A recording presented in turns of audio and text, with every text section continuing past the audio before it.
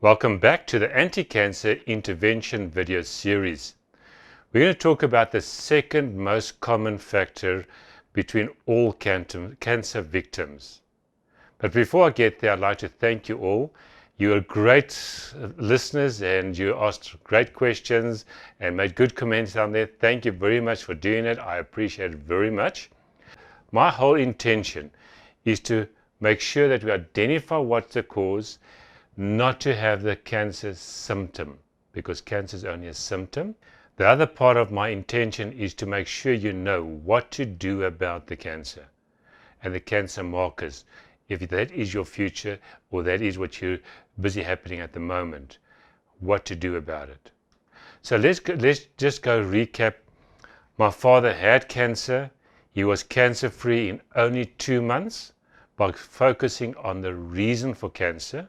Yes, we must focus on the symptom being cancer as well, but we have to get down to the cause, sort the cause as well as the symptom being the cancer. 2 months later, he was back with our family, cancer-free. It wasn't in his lungs, wasn't in his bone, everything gone. So that's what the promise I make to you is, these are the type of information that you need and can use within your own lifestyle.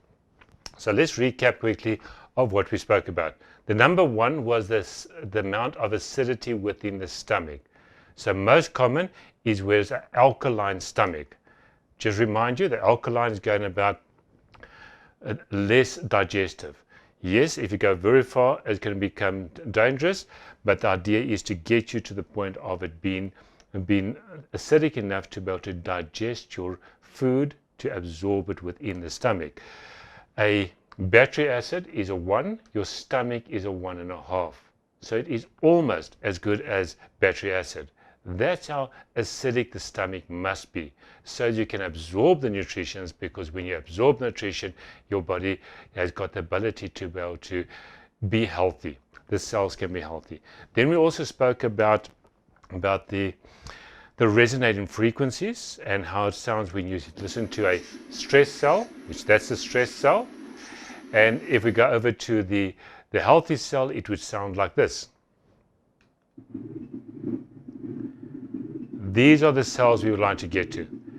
Because once we got to the point that the cells sound like this, it means we've got the right resonating frequency. We can take the unhealthy cell over to a healthy cell again by changing the resonating frequency. Now let's talk about the second most common. That is anemia. Now anemia's got to do, but there's different types of anemia. But we were going to talk about the anemia for vitamin B6 and iron. Those two work hand in hand to be able to make sure that your blood can absorb the oxygen within. So now, if we just talk about anemia, it's going about there, you've got the red blood cells, and anemia cells is going to be less of the red blood cells. So we have to make sure that we need to increase the red blood cells to carry oxygen. So I'll go into a little bit more detail about that. So now, the red blood cell absorbs the oxygen to spread throughout the entire body. If you haven't got enough oxygen within the body, the cell is going to start taking strain, for the simple reason that 80% of all energy for a cell comes from oxygen. So if you're not giving it oxygen, it means you're going to deprive it, and when you start depriving of oxygen, it's going to go into the next stage of creating a tumor. It's not cancerous yet. It's only a tumor. Now, tumor, I call it a zombie cell. There's no functionality.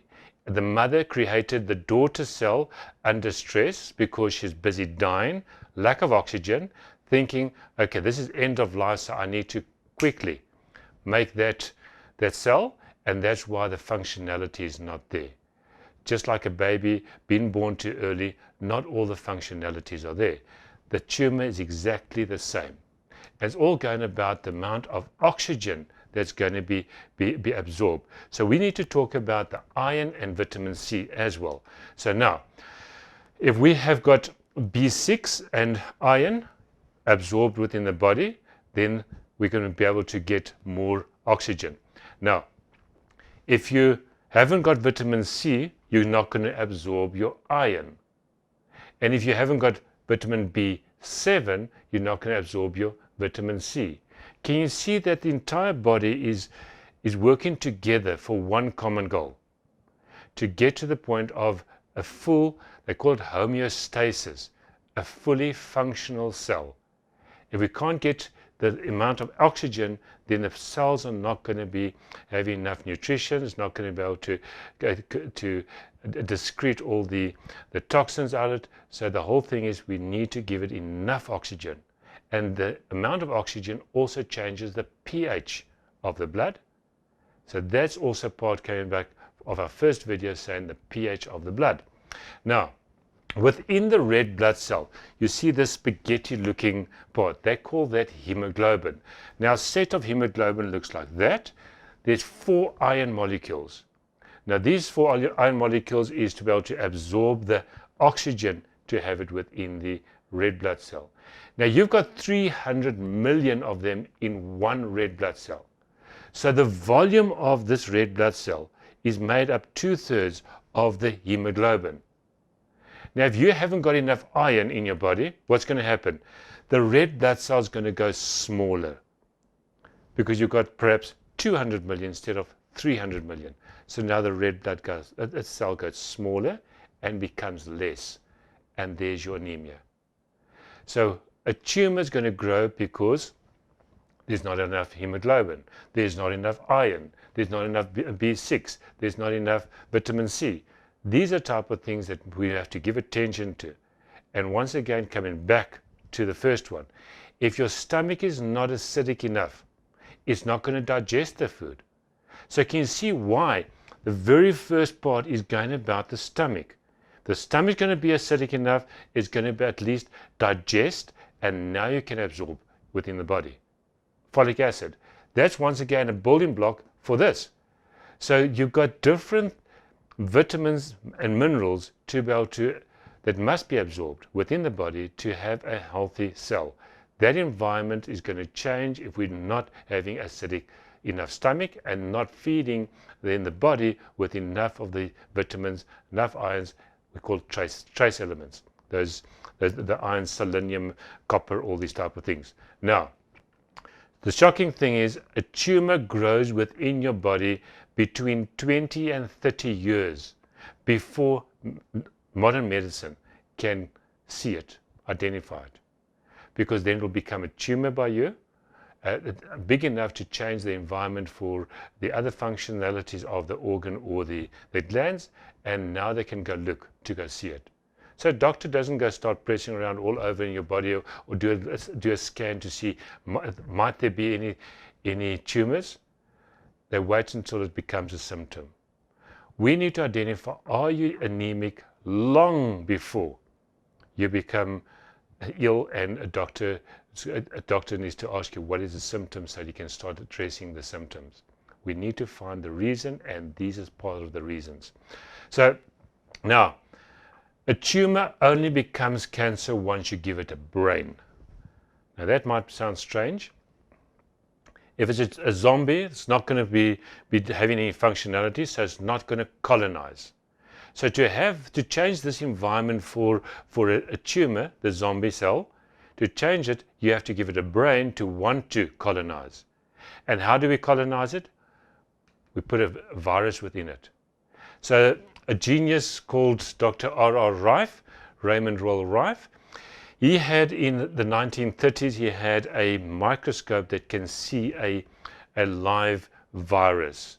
That's the only microscope that at that time, only late 90s, that modern medicine could get it right. He managed to, with his microscope, see that within a cancer patient, there's going to be a virus, and that's only the reason when it becomes cancerous. So now, what he did, he took mice and he with a tumor, so it's easy to create the tumor, you just deprive it of oxygen. So now the tumor's there. Then they took the tumor and said, let's deposit a virus within it. And he called the BX virus and the BY virus. If he puts the BX in, it's not tumor or it's not cancerous yet. When it only puts the BY in or the BX, it's not going to be a cancer. But as soon as the two together, it's almost like it becomes a family. Now they want to colonize and take over the entire body. And that's where the metastasis comes from. It starts growing rapidly because we've just given it a brain. Now, if you look at the Lancet in 2003, they also spoke about the cancer germ.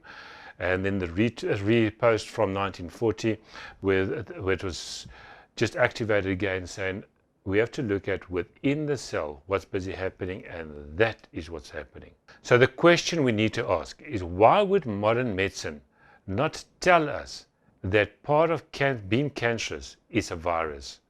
Is simply because then antibiotics will not kill it. No chemo will be prescribed anymore because they'd say you cannot kill the virus, so what now? So the whole intention of chemo is to kill the entire cell, capturate the virus within it, and have it secreted out the body. So it's not killing the reason for the cancer. Tumors are not dangerous unless it's in the lung or the brain. So you can live with a tumor, but you cannot live with a tumor in the brain or the lung. But when it gets to metastasis, then it goes the entire body, and it will just start depleting all the functionality of the cells. Let's talk about the chemo killing off the cells. We know the chemo does kill off the cancer cells, but also kills off the healthy cells. Healthy cells, for example, if you would mess the chemo on a healthy tissue, yes, it might be old hand, but it's healthy. The tissues are healthy. If you mess on it, it's going to give you a chemical burn. That chemical burn is going to create an inflammation. Now, why is that important?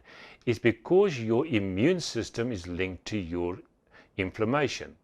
So we know the immune system must stop off all the bugs, kill the cancer, kill the tumors. That's what the immune system does.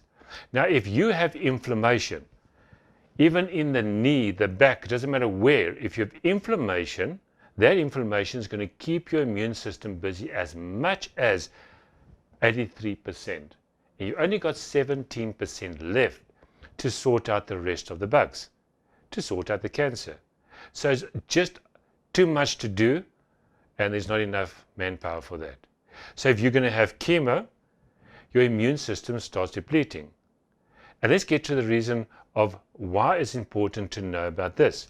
Remember when I spoke about that 80% of our energy for a cell comes from oxygen. Now you're heating up, you have inflammation. You're heating up, you're using up the available oxygen. That's part of why you're increasing the risk for your second cancer. Because we're taking the immune system, keeping it busy, taking all the energy around the cells to use it for inflammation.